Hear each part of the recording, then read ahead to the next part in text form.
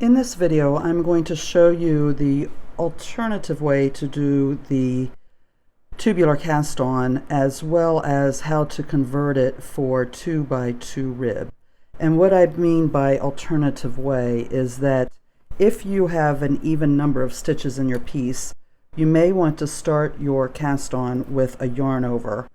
I cover this in my complete tutorial, which you will find a link to if you're watching this on YouTube in the comments section. I'm also using the crochet provisional cast on for it, and there will be a link to that as well if you don't know how to do it. I've already done the crochet part of the provisional cast on, and now I'm getting ready to start the tubular cast on. So if you have an even number of stitches, you can do it opposite of the way it is standardly done by starting with a yarn over and then knit. And I encourage you, if you have not watched my full video for this technique, to watch that. Again, it'll be linked. So you start yarn over knit the whole way across the row. You do not have to cast on an extra stitch like you do if you don't start with the yarn over.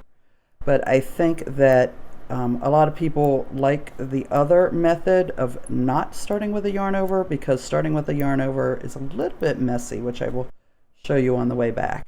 So I just did my first row, and I've got this loose yarn over here just hanging on the end.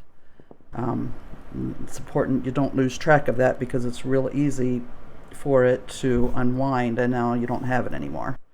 So leave that yarn over there, and we're going to work our way back, and it's exactly the same as the other way of doing the tubular cast on, except that you're going to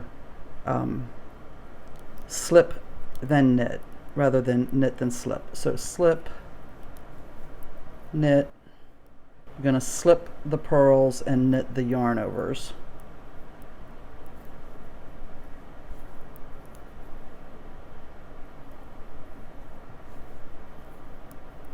So I'm just working the whole way across this row. This is all, even though I'm doing 2x2 rib, this is all the same as the 1x1 rib instructions for the tubular cast on for the first 4 rows. We will, on the 5th row, change it. And now here is my really loose yarn over, so it seems weird, but I'm just going to knit under that strand. And again, there's really nothing holding that there. You have to make sure that stays like that. And you'll turn, being careful that tail doesn't come out, and undo your stitch. And continue. So that was the first row. This is the second row, and you can see that's just all real loosey-goosey there, but I'm going to hold that tail down while I knit that first stitch. Knit. Sorry. That first stitch is a slip, so if my yarn's in front, I'm going to slip, and then knit and slip knit the rest of the way across, always holding the yarn in front when you slip. Whoops.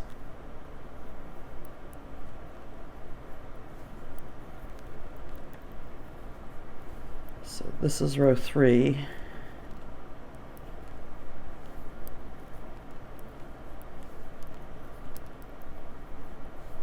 I really like the tubular cast on because it just gives a very nice roll to edge. I use it a lot on cuffs of sleeves.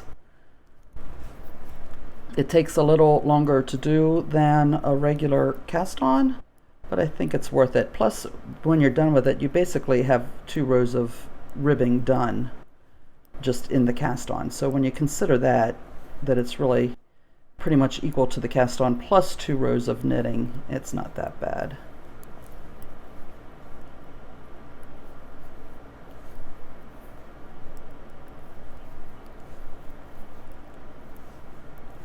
Okay, I'm getting ready to do my transition row, and this is where we're going to make it a 2x2 rib instead of a 1x1. If this were a 1x1 rib, the transition row, I would simply purl knit, purl knit, purl knit across, because you can see that first stitch is a purl, then a knit, then that third stitch is a purl, and a knit. And if if you're reading your knitting, It's kind of hard to see that, but that's, you know, purl there. But we want to do 2 by 2. So we are going to purl this first stitch like normal.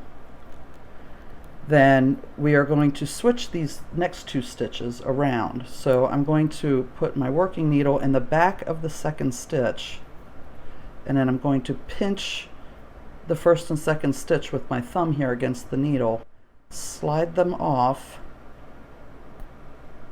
put that first stitch back on, and then put the second stitch back on. So now I've switched them around. I've got a purl stitch next, and then a knit stitch. And don't worry, I'm going to show you that again. So now I'm going to purl. So now I've done 2 purls, and oh, I got that stitch on backwards, so I'm going to knit it through the back loop to straighten it out. Knit, and I've got another knit there, so I can knit that one. Now I've got another purl, so I will purl that one. But I need another purl, and there's a knit stitch next. You see that's a knit stitch, and that one's a purl stitch. So I need to switch them around. So I'm going to insert my needle into the back of the purl stitch, which is the second one. I'm going to pinch them so they don't come out, and carefully slide them off my needle. Put the needle back in the loose stitch, put the purl stitch back on my left needle. So now I've just purled here, and I have a purl up next. I'm going to purl, and now I have 2 knits next to each other. I'm going to knit, knit, and there's a purl, so I'm going to go ahead and purl that. And the next one is a knit, so I have to switch them, so I have 2 purls in a row. So I'm going to insert my needle into the back of the purl stitch, slide the 2 stitches off of my needle, insert the needle into the loose stitch, slide the purl stitch back on my left needle, and now I'm ready to purl. Purl, and knit, knit, purl. Now I'm back up to another knit, and I've only done 1 purl. So again, slide the working needle into the back of the purl stitch, pinch them against the needle with your thumb, and slide your needle out. Put it in the loose stitch, slide the purl stitch back on your left needle, and you're ready to go some more. So purl, and I've got 2 knits and another purl, and now I'm up to another knit, so I have to do it 1 more time. Needle into the back of the purl stitch, which is the second one, pinch them against your working needle with your thumb, slide the needle out, pick up the loose stitch, put the purl stitch back on your left needle, and I'm ready to finish. So purl, oh, I split that yarn. There we go, knit, knit. And now I'm ready to start my pattern, which, you know, will probably be purl, purl, knit, knit, purl, purl, knit, knit, because I just set it up for 2 by 2 ribbing. And you will continue in that. The one thing to note in this case, it does start with purls rather than knits, and in most cases, even if your pattern has you start knit 2, purl 2, it's okay if you start purl 2, knit 2. You're going to have to read ahead in your pattern to make sure there's no other design elements that would really require you to start with a knit 2 rather than a purl 2, but in many cases you're transitioning from the ribbing into stockinette stitch, and in that case it doesn't matter if you start with purl 2 on the beginning of your row rather than knit 2 or vice versa. So there you go. Now you know how to do the tubular cast on in knit 2, purl 2 ribbing.